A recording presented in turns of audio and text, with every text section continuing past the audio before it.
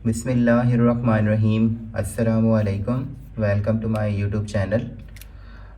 Student, आज का जो टॉपिक है वो है हमारे पास geometric mean between A and B. यानी कि अगर हमें ज्योमेट्रिक मीन फाइंड आउट करना हो और वो दो पर्टिकुलर नंबर्स के दरमियान हो, इसको कुछ इस तरीके से भी लिखा जा सकता है कि पहले ए आएगा, फिर उसके बाद ज्योमेट्रिक मीन आएगा, फिर उसके बाद बी आएगा, और ये जो ज्योमेट्रिक मीन होगा ये ए और बी के दरमियान में होगा। तो स्टूडेंट, इसको निकालने के लिए हमें फार्मूला याद करना पड़ेगा। फार्मूला है हमारे पास g is equal to plus minus under root A B, यानी कि ए को आपने बी से क्या करा देना है, मल्टीप्लाई करा देना है। इसको शॉर्ट फॉर्म में आप जी भी लिख सकते हैं। तो इसके कुछ क्वेश्चंस ले लेते हैं, ये आपके एमसीक्यूज़ के लिए भी इम्पॉर्टेंट हैं, और अगर कोई शॉर्ट क्वेश्चन आपके सामने बना दिया जाए, आपके पेपर्स में आ जाए और उसमें 2-3 हिस्से हों, तो ये उसमें भी पॉसिबिलिटी है कि वहाँ पे भी आ सकता है। तो लेकिन आपने इसको लिखना किस में है, प्लस में भी लिखना है और माइनस में भी लिखना है। तो find the geometric mean between, अब क्वेश्चंस कुछ मैंने यहाँ पे बना के रखे हुए हैं। 3 और 75 के दरमियान निकालना है हमें, 4 और 9 के दरमियान निकालना है, और इसी तरह से स्टूडेंट -3/2 और -27/8 के दरमियान जो है वो हमें ज्योमेट्रिक मीन को फाइंड आउट करना है। तो ये किस तरह से फाइंड आउट करेंगे, 1 बाय 1 इनकी सोल्यूशंस हम चेक करते हैं। तो सबसे पहले मैं पार्ट नंबर 1 की तरफ आता हूँ, जो था 3 and 75। तो student, solution number 1, solution part number 1, इसमें क्या आपने लिखना है 3, फिर यहाँ पे आपने लिखना है 75, और इसके दरमियान में आपने लिखना है ज्योमेट्रिक मीन। तो स्टूडेंट, ज्योमेट्रिक मीन का फार्मूला क्या बन जाएगा, ज्योमेट्रिक मीन का जो फार्मूला है वो कुछ इस तरीके से बन जाएगा कि अंडर रूट, इसमें आपने प्लस और माइनस लगाना है, और क्या लगाना है, ए और बी लगाना है। तो स्टूडेंट, इसमें ए का काम कौन करेगा, इसमें ए का काम कौन करेगा, उसमें आ जाएगा 3। ए की जगह पर 3 आपने रखना है, और बी की जगह पर आपने 75 को प्लेस कर देना है। तो स्टूडेंट, इसको मैं प्लेस करता हूँ इस फार्मूला में। तो इस फार्मूला में अगर आप वैल्यूज़ रखें तो आपको मल्टीप्लाई कराना पड़ेगा। तो कैपिटल जी और ये एम इक्वल टू, ये हो जाएगा प्लस माइनस के साथ under root of A B. A B का मतलब है 3 multiply by 75। 3 multiply by 75 student कितना बनता है, प्लस माइनस के साथ 225, और 225 का जो आंसर आएगा वो आएगा प्लस माइनस 15 के बराबर आएगा। तो स्टूडेंट, ये हमारी ज्योमेट्रिक मीन निकल आएगी जब आपके पास नंबर कौन कौन से होंगे, 3 and 75। No student, solution number 2 की बात कर लेते हैं। 4 और 9 के दरमियान हमें क्या निकालना है, ज्योमेट्रिक मीन निकालना है। सोल्यूशन नंबर 2, 4 और 9 के दरमियान। तो स्टूडेंट, इसमें 4 का काम कौन करेगा और 9 का काम कौन करेगा। तो 4 जो है आपके पास वो बन जाएगा ए, और 9 जो है वो आपके पास बन जाएगा बी। 4 ज्योमेट्रिक मीन, और इसी तरह से स्टूडेंट यहाँ पर कितना आ जाएगा, 9 आ जाएगा। तो ज्योमेट्रिक मीन का फार्मूला हम अप्लाई कर देते हैं। तो ज्योमेट्रिक मीन इक्वल टू, ये आपके पास इक्वल हो जाएगा प्लस माइनस के साथ ए बी। तो ज्योमेट्रिक मीन प्लस माइनस के साथ ए बी का मतलब ये होगा कि 4 मल्टीप्लाई बाय 9 होगा। 4 मल्टीप्लाई बाय 9 जो है स्टूडेंट, ये कितना बनता है, 36 बनता है, और 36 जो है फिर ये किसका रूट हो जाएगा, प्लस माइनस अंडर रूट 36, और 36 का जो रूट है वो आपके पास कितना आ जाएगा, 6 आ जाएगा, प्लस माइनस 6। ये आपके पास सेकेंड सोल्यूशन जो है हो जाती है। स्टूडेंट्स, अब हम नेक्स्ट क्वेश्चन अटैम्प्ट करने जा रहे हैं, पार्ट नंबर 3। इसमें वैल्यू थोड़ी सी डिफ़िकल्ट आपको दी जा रही हैं। इसको आपने, जो पहला नंबर होता है ये आपके पास ए बन जाएगा, और ये वाला जो नंबर है ये आपके पास बी बन जाएगा। और स्टूडेंट, अब आपने इसकी ज्योमेट्रिक मीन फाइंड आउट कर लेनी है। ज्योमेट्रिक मीन के लिए जो फार्मूला मेरे पास है वो है ए बी के साथ अंडर रूट में प्लस माइनस। अब स्टूडेंट, इसमें ए की जगह पर आपके पास कौन आ जाएगा, -3/2 आ जाएगा, और इसी तरह से स्टूडेंट बी की जगह पर आपके पास कौन आ जाएगा, -27/8 आ जाएगा। स्टूडेंट, ये मल्टीप्लाई हो रहे हैं दोनों नंबर्स आपस में। पहली बात तो ये है कि रूट के अंदर रहते हुए आप ये देखें कि माइनस माइनस क्या हो जाएगा, प्लस हो जाएगा। अच्छा, और उसके बाद फिर नेक्स्ट जो है वो आपके पास क्या होगा कि ऊपर वाले नंबर ऊपर वाले से नंबर से मल्टीप्लाई करा दें आप, नीचे वाले नंबर से मल्टीप्लाई करा दें। तो इसमें स्टूडेंट होगा इस तरह से कि 3 को जब मैं 27 से मल्टीप्लाई कराऊंगा तो 81 बन जाएगा, और इसी तरह से जब 8 को मैं 2 से मल्टीप्लाई कराऊंगा तो 16 बन जाएगा।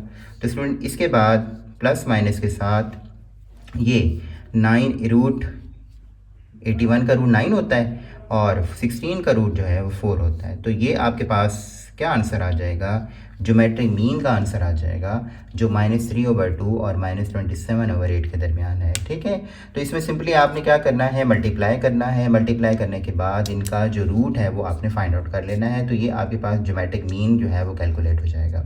स्टूडेंट ये ज्योमेट्रिक मीन दो नंबर्स के दरमियान सिर्फ एक ही था, लेकिन अब जो हमारा टॉपिक आएगा उसमें हम ज्योमेट्रिक मीन, अगर हम n ज्योमेट्रिक मीन पुट करना चाहें, यानी कि ये तो एक ज्योमेट्रिक मीन के लिए फार्मूला था, तो अगर मैं चाहता हूँ कि a और b के दरमियान 2 ज्योमेट्रिक मीन आ जाएं, a और b के दरमियान 3 ज्योमेट्रिक मीन आ जाएं, a और b के दरमियान 4 ज्योमेट्रिक मीन आ जाएं, इसी तरह से सो ऑन करके a और b के दरमियान n ज्योमेट्रिक मीन आ जाएं, तो उसके लिए हमें क्या काम करना पड़ेगा।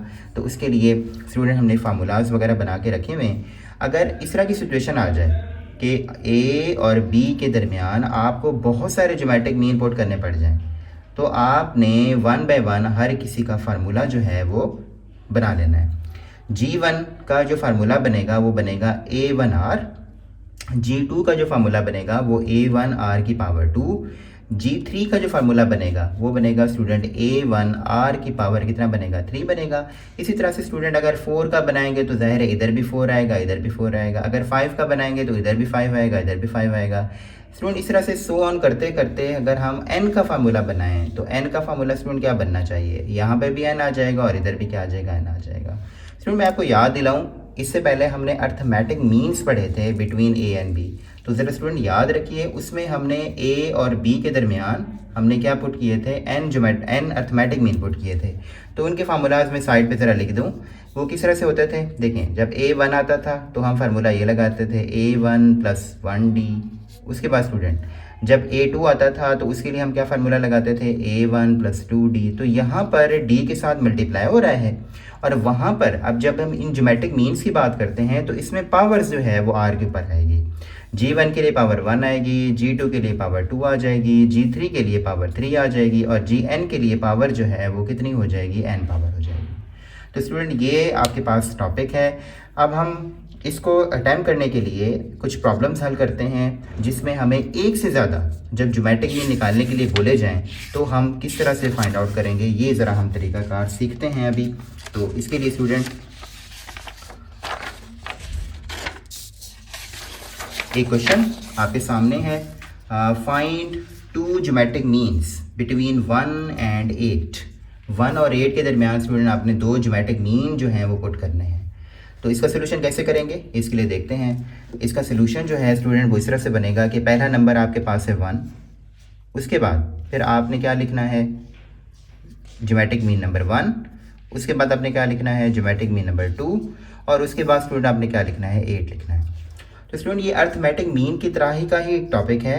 याद करें अर्थमेटिक मीन में हमने क्या किया था, हमने स्टूडेंट इस तरह से किया था कि पहला वाला जो नंबर था ये हमारी फर्स्ट टर्म बनी थी, तो ये A1 बन जाएगा, और स्टूडेंट ये वाला सेकंड टर्म बन जाएगा, ये थर्ड टर्म बन जाएगा, और ये लास्ट वाला जो नंबर गिवन है ये आपके पास फोर्थ टर्म बन जाएगी। तो स्टूडेंट A1 तो आपके पास फाइंड हो गया, A1 की जो वैल्यू है वो मेरे पास आ गई है 1, इसे मैं रख देता हूँ फिलहाल के लिए, इसे यूज़ करेंगे बाद में। और A4 जो है वो किसके बराबर है, 8 के बराबर है। स्टूडेंट हमने ज्योमेट्रिक प्रोग्रेशन में A4 का फार्मूला पढ़ा हुआ है, याद करिए A4 का जो फार्मूला था वो स्टूडेंट इस तरह से था कि A1 था और R की पावर जो थी वो कितनी थी, 3 थी। तो स्टूडेंट अगर ये वाला फार्मूला अप्लाई कर दें A4 की जगह पर तो ये फार्मूला कुछ इस तरह से बन जाएगा कि A1 R की पावर 3 और ये किसके बराबर हो जाएगा, 8 के बराबर हो जाएगा। इसी तरह से स्टूडेंट A1 की वैल्यू पुट कर दें आप, तो A1 R की पावर 3 ये किसके बराबर हो जाएगा, 8 के बराबर होगा। R की पावर 3 जो है अगर वो 8 के बराबर आ रहा है स्टूडेंट, तो R की वैल्यू किस तरह से फाइंड आउट होगी, तो R की वैल्यू जो 3 है, पावर 3 है, ये 8 के इक्वल है। स्टूडेंट अगर हम ऐसा लिख दें कि R की पावर जो 3 है वो 2 की पावर 3 के इक्वल है, तो स्टूडेंट एक रूल होता है कि अगर ये बेसिस एक जैसी हों, पावर एक जैसी हों तो बेसिस बराबर हो जाती है, और बेसिस एक जैसी हों तो पावर बराबर हो जाती है। तो यहाँ पर पावर आपके पास इधर भी 3 है, इधर भी 3 है। इसका मतलब ये है कि आर की जो वैल्यू है वो डायरेक्टली किसके बराबर आ जाएगी, 2 के बराबर आ जाएगी। और हमें आर की वैल्यू तो चाहिए, तो स्टूडेंट आर आपके पास किसके बराबर आ जाएगा, 2 के बराबर आ जाएगा। अब स्टूडेंट आप क्या करेंगे, अब आपने इसका G1 फाइंड आउट करना है और G2 फाइंड आउट करना है। तो वो बड़ा आसान सा है। G1 के लिए आपने क्या करना है, क्या काम करना है, तो स्टूडेंट इसके लिए फार्मूले हमने पहले से लिखे हुए हैं। G1 का फार्मूला होता है A1R। तो स्टूडेंट G1, A1 की वैल्यू 1 है, R की वैल्यू 2 है, तो आंसर कितने के बराबर आ जाएगा, 2 के बराबर आ जाएगा। स्टूडेंट इसी तरह से G2 की बात कर लेते हैं। तो G2 है A1R की पावर 2, तो स्टूडेंट A1 की जगह पर 1, R की जगह पर 2 और इसके ऊपर क्या आ जाएगा, स्क्वायर आ जाएगा। तो स्टूडेंट ये जो आपके पास G2 होगा ये किसके बराबर आ जाएगा, 4 के बराबर आएगा। स्टूडेंट इसको चेक भी कर लेते हैं कि क्या ये बिल्कुल ठीक आया है या नहीं। तो इसके लिए इसकी करेक्शन किस तरह से होती थी, याद करिए। हमने कहा था कि 1 और 8 के दरमियान आपने क्या करना है, 1 और 8 के दरमियान 2 ज्योमेट्रिक मीन पुट करने हैं। तो एक ज्योमेट्रिक मीन 2 आया है और एक ज्योमेट्रिक मीन कितना है, 4 आया है। तो आप देखें ये एक ज्योमेट्रिक्स जो है वो सीक्वेंस बन रही है, जिसमें 1 के बाद 2, 2 के बाद 4, 4 के बाद कितना आ रहा है, 8 आ रहा है। और अगर आप इसकी रेशियो निकालना चाहें तो यहाँ पे भी रेशियो 2 आएगी, इधर भी रेशियो 2 आएगी, और इधर भी रेशियो जो है वो आपके पास कितनी आ जाएगी, 2 आ जाएगी। तो स्टूडेंट एग्जाम में आपके सामने इस तरह का क्वेश्चन पूछा जा सकता है आपसे।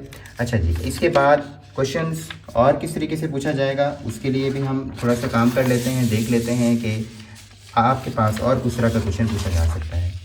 तो स्टूडेंट इस तरीके से भी पूछा जा सकता है क्वेश्चन, जिस तरह से मैंने यहाँ पे अब इसको बनाया हुआ है।